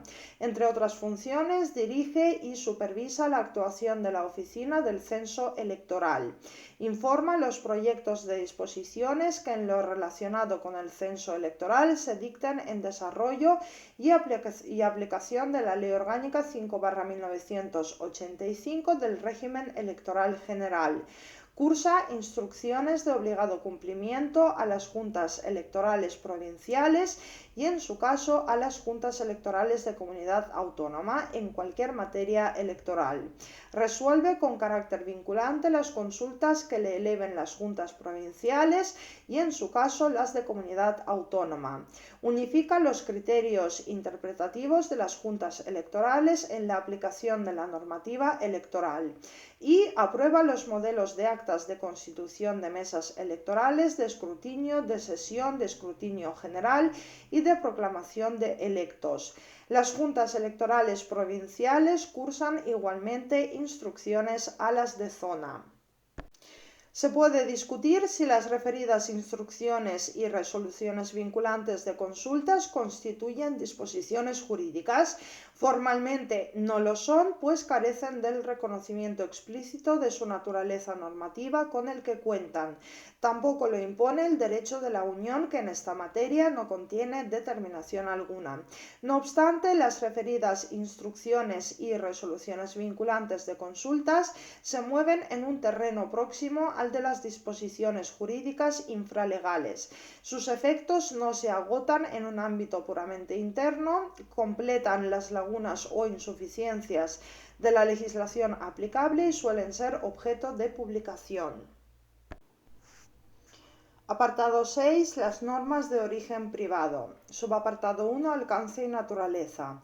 El Estado moderno trajo consigo el monopolio estatal de la producción normativa, suprimiendo la capacidad de las agrupaciones o cuerpos sociales intermedios para producir derecho, costumbres locales, usos de los navegantes y los comerciantes, normas de los gremios y las cofradías, etc. Actualmente existe un cierto movimiento en dirección contraria, si bien por razones distintas por el legislador estatal. La razón última es el desbordamiento del Estado. Son tantas las demandas y reclamaciones que impone la convivencia social y que se le dirigen al Estado, que éste no es capaz de solventarlas todas él mismo, por la naturaleza de algunas demandas que se le plantean y por el limitado conocimiento experto que sobre ciertos ámbitos posee la Administración. Las administraciones públicas tienen déficits de conocimiento en muchas materias y tienen dificultades para incorporar expertos a sus plantillas o para obtener y utilizar su conocimiento experto con el fin de proteger los bienes jurídicos, ya sean tradicionales o novedosos. Cuando se trata de fijar criterios e incluso un lenguaje común, una opción regulatoria consiste en dejar esa fijación en manos de las entidades que agrupan a los operadores que intervienen en el correspondiente sector. Ellos tienen el conocimiento y la capacidad de acordar criterios comunes que servirán de referencia o bien de pautas vinculantes para ordenar un sector. Lo que puede variar es el grado de respaldo o asunción por el poder público de los criterios comunes que se acuerden en el seno de estas entidades. Punto 1. La normalización industrial. Las entidades colaboradoras conformadas por sujetos privados que actúan en el campo del derecho de la técnica o la tecnología pueden llegar a intervenir en todo el ciclo jurídico-administrativo de los productos industriales, dependiendo de lo que establezca la legislación en cada momento. La normalización, la certificación, la homologación, la inspección, el control y la acreditación. Dentro de la normalización, la principal modalidad es la industrial. Los instrumentos de la normalización industrial se recogen en la Ley 21/1992 de Industria. Desde el punto de vista del derecho positivo, esa normalización se puede llevar a cabo de dos maneras: mediante normas y mediante reglamentos técnicos. Una norma es la especificación técnica de aplicación repetitiva o continuada, cuya observancia no es obligatoria, establecida con participación de todas las partes interesadas que aprueba un organismo reconocido a nivel nacional o internacional por su actividad normativa. Los organismos o entidades de normalización suelen ser entidades privadas sin ánimo de lucro en las que participan todas las partes interesadas. Sus normas no son disposiciones jurídicas, pero las empresas las cumplen porque es imprescindible para ser competitivas en el mercado. Su finalidad principal suele ser la calidad industrial. Las administraciones públicas fomentan la existencia de organismos de normalización de ámbito nacional para promover y potenciar la competitividad de la industria española. Y un reglamento técnico es la especificación técnica relativa a productos, procesos o instalaciones industriales, establecida con carácter obligatorio a través de una disposición para su fabricación, comercialización o utilización. La diferencia con respecto a las normas que elaboran los organismos de normalización estriba en su carácter obligatorio. Los reglamentos técnicos tienen la finalidad de proteger intereses generales, por ejemplo, la salud, la seguridad, el medio ambiente. Aunque su origen puede residir en especificaciones técnicas elaboradas por organismos de normalización, los reglamentos técnicos son a todos los efectos disposiciones administrativas, pues se aprueban a través del procedimiento de elaboración de reglamentos regulado en el artículo 24 de la Ley del Gobierno y se publican en el BOE. El contenido de esos reglamentos técnicos puede haber sido preparado por la Administración o por las entidades de normalización. En la segunda modalidad, el reglamento técnico puede incorporar el texto literal elaborado por la entidad de normalización o bien incorporarlo por referencia. Esa remisión puede ser determinada y cerrada a un texto concreto y en un momento determinado, o abierta y dinámica, que es un texto vigente en cada momento. Punto 2. Los códigos de conducta. Otro instrumento normativo en cuya creación algunos particulares pueden participar directamente son los códigos de conducta, que tienen en principio carácter voluntario, pero pueden adquirir relevancia jurídica de diversas formas. En el ámbito de la comunicación audiovisual, los operadores en el seno de sus asociaciones representativas pueden acordar códigos deontológicos o normas de autorregulación.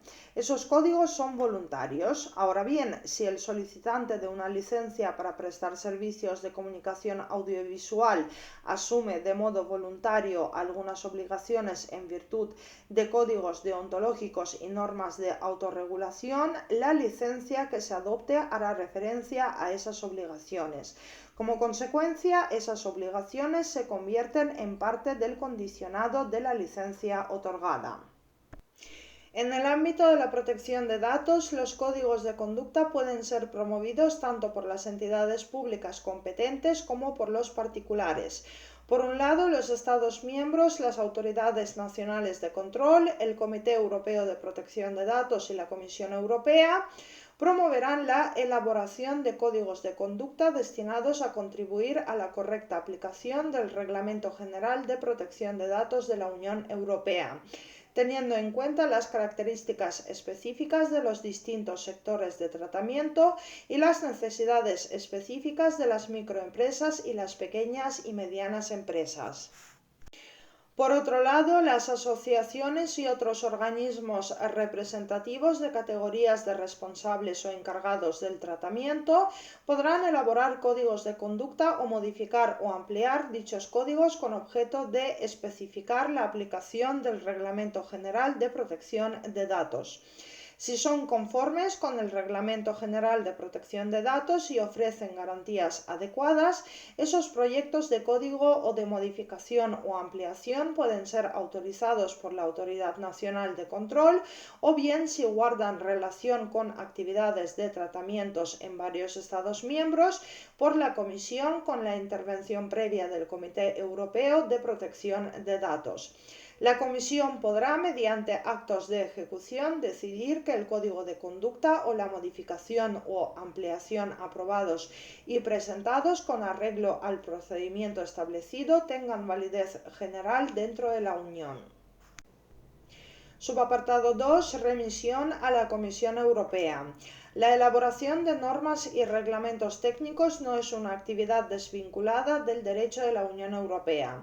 Además de generar sus propias normas y reglamentaciones técnicas, el derecho de la Unión impone también un trámite supranacional de remisión de información en la elaboración nacional de las normas y reglamentaciones técnicas.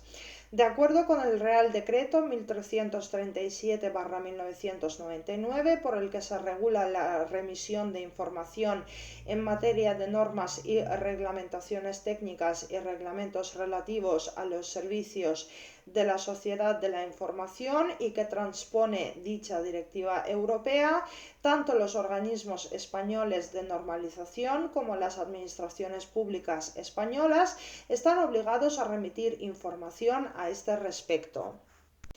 El organismo español de normalización debe informar a la Comisión Europea y a los organismos de normalización, tanto europeos como de los Estados miembros, que ahí se determinan de los nuevos ámbitos sobre los que haya decidido, mediante la inclusión en su programa de normalización, establecer una norma o modificarla, salvo que se trate de la transposición idéntica o equivalente de una norma internacional o europea.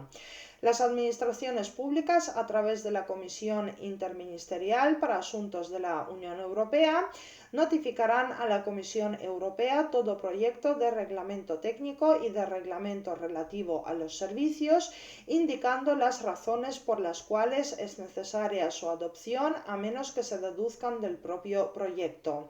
No obstante, cuando se trate de una mera transposición íntegra de una norma internacional o europea, será suficiente una simple información referente a dicha norma. La Secretaría de la Comisión Interministerial trasladará a la correspondiente Administración Pública cualquier observación o dictamen razonando que hayan formulado la Comisión Europea o los Estados miembros respecto a los proyectos de reglamentos técnicos o de reglamentos relativos a los servicios. La Administración autora del proyecto informará a la Secretaría de la Comisión Interministerial del curso que tenga intención de dar a tales dictámenes razonados para su traslado a la Comisión Europea. Cuando se trate de reglamentos relativos a los servicios, la Administración autora del proyecto indicará los motivos por los que los dictámenes razonados no pueden tenerse en cuenta. Respecto a las observaciones, dicha Administración las tendrá en cuenta, en la medida de lo posible, en el momento de elaboración del texto definitivo, de lo cual informará igualmente a la Secretaría. Las administraciones públicas, una vez adoptado el texto definitivo de un reglamento técnico o de un reglamento relativo a los servicios, lo enviarán sin demora a la Secretaría de la Comisión Interministerial para su remisión a la Comisión Europea. La obligación de remisión de información también vincula a las administraciones de los demás Estados miembros de la Unión Europea. Las administraciones públicas españolas también podrán formular observaciones y emitir dictámenes razonados respecto a los proyectos de reglamentos técnicos o de reglamentos relativos a los servicios, notificados por los otros Estados miembros en el plazo de 3 meses a partir de la fecha de recepción de los mismos por la Comisión Europea.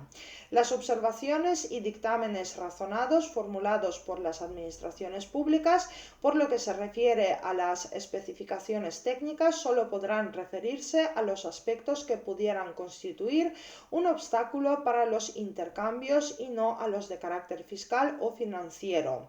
Los reglamentos relativos a los servicios no podrán constituir un obstáculo a la libre prestación de los mismos o a la libertad de establecimiento de los prestadores de servicios. En su sentencia del año 2000, el Tribunal de Justicia estableció una severa consecuencia para el supuesto de la falta de remisión de la información indicada: la inaplicabilidad a los particulares de los reglamentos técnicos y reglamentos relativos a los servicios. Las autoridades de un Estado miembro no podrán oponer a los particulares ni sancionarlos en virtud de una reglamentación técnica que no haya sido comunicada a la Comisión y a los demás Estados miembros. Esa falta de comunicación previa implica una especie de vicio sustancial en el procedimiento de elaboración de reglamentos técnicos y reglamentos sobre servicios. Esa inaplicabilidad no solo se extiende a la vía administrativa y judicial, sino también a los litigios entre particulares, como por ejemplo litigios contractuales. Subapartado 3. Problemas jurídicos. El derecho de la técnica expresado mediante reglamentos técnicos suscita algunos problemas jurídicos. La remisión de un acto legislativo o reglamentario a una norma técnica de origen privado la convierte en norma imperativa, en los términos y con el alcance que ahí se prevea. El primero de los problemas jurídicos aludidos tiene que ver con la admisibilidad de las cláusulas de revisión dinámicas en los reglamentos técnicos. Su consecuencia es que el contenido de los reglamentos técnicos queda en manos de terceros, sujetos generalmente privados, aunque también podrían ser públicos. Estos pueden modificar en cualquier momento por su propia iniciativa el contenido de los reglamentos técnicos. La Administración solo conoce el contenido de las especificaciones técnicas a las que se remite en el momento en el que aprueba el reglamento técnico. No puede prever el contenido que, debido a la remisión abierta, podrán tener en un momento posterior.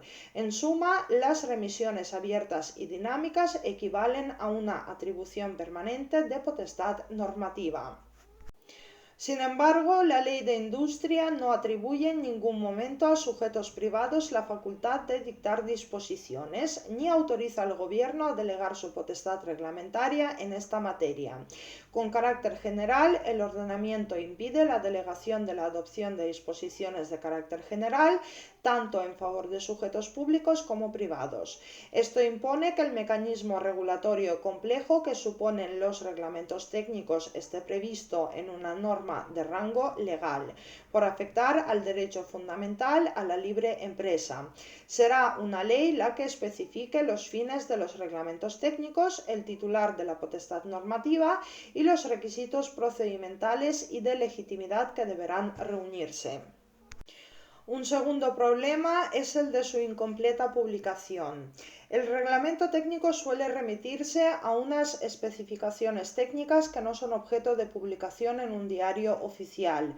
A lo sumo, en los diarios oficiales se publican las referencias a las especificaciones técnicas, su nombre y código, cuando se encuentran en el trámite de información pública, o se publican las listas de las especificaciones técnicas una vez que se han aprobado. Algunas normas técnicas no son de acceso libre y gratuito. gratuito. Al estar protegidas por los derechos de propiedad intelectual, su acceso exige el pago de una cantidad al organismo normalizador que constituye su vía de financiación. Y el tercer problema es el político, que es su legitimidad. Las normas técnicas son numerosas, cada vez más importantes en la vida económica. Parece que los organismos de normalización usurpan funciones a los poderes públicos sin estar legitimados democráticamente. En el Estado constitucional, todo ejercicio de poder debe contar con una legitimidad democrática.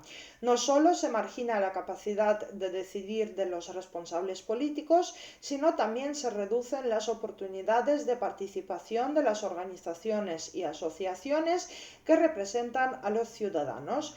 Por tanto, la ley que posibilite esa reglamentación técnica debe velar por la legitimidad y transparencia de los organismos de normalización.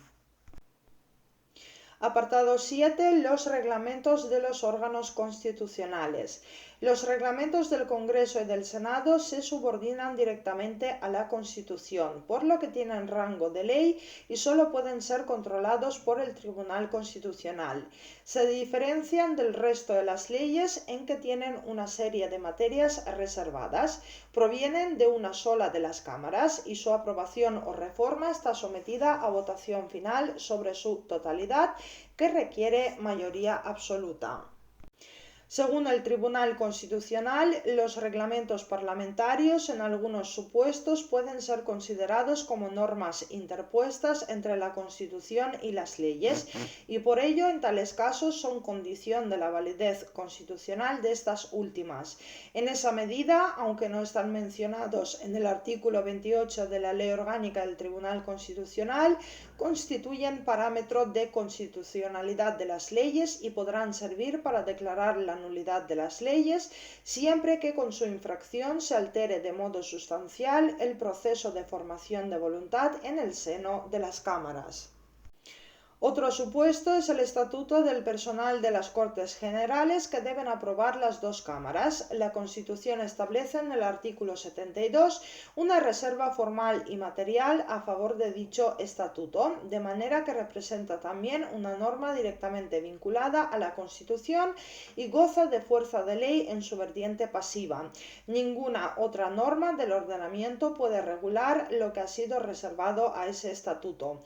La consecuencia es que su control está atribuido al Tribunal Constitucional. En cambio, los reglamentos de los demás órganos constitucionales tienen un rango estrictamente reglamentario. No obstante, presentan la peculiaridad de su autor. Así, el Tribunal Constitucional y el Consejo General del Poder Judicial cuentan con una potestad reglamentaria en el ámbito de su organización, funcionamiento y personal, y por ende dictan sus propios reglamentos en esas materias. Pero esos reglamentos se subordinan directamente a la Ley Orgánica del Tribunal Constitucional y a la Ley Orgánica del Poder Judicial y son susceptibles de control en la jurisdicción contencioso-administrativa por el Tribunal Supremo. Finalmente, el Reglamento de Organización y Funcionamiento del Defensor del Pueblo es un reglamento aprobado por las mesas del Congreso y del Senado a propuesta del Defensor del Pueblo. Se le puede considerar un reglamento ejecutivo ordinario de la Ley Orgánica del Defensor del Pueblo.